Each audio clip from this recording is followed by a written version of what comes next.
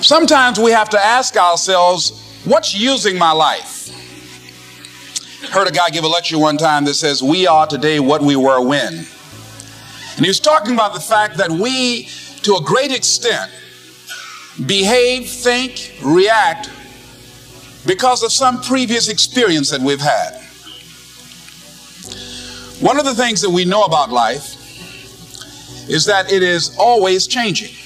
Sometimes you're up, sometimes you're down. Sometimes things go real well, and sometimes they don't.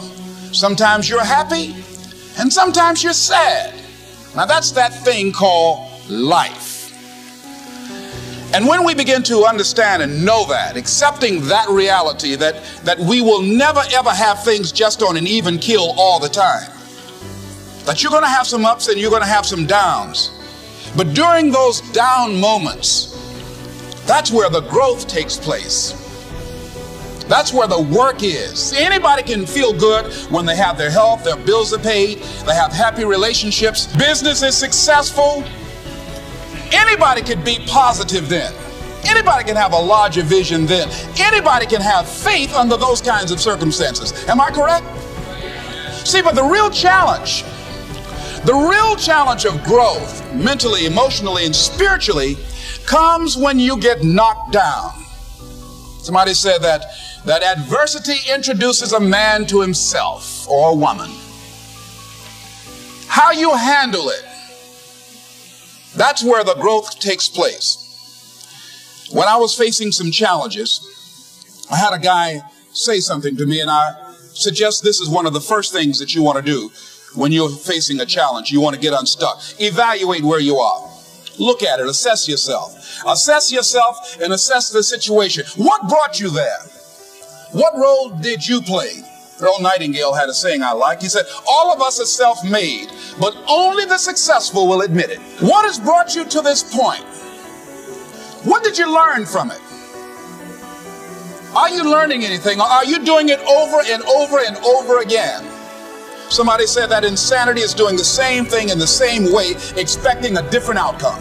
Are you going through it, or are you growing through it? Are you bigger and better because of it? Because it's not going to leave you until you grow through it.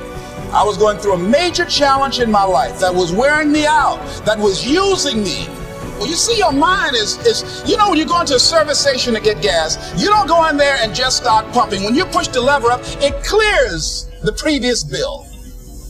By the same token, if you want to begin to move, you've got to clear your mind of all the unnecessary luggage and baggage that's weighing us down.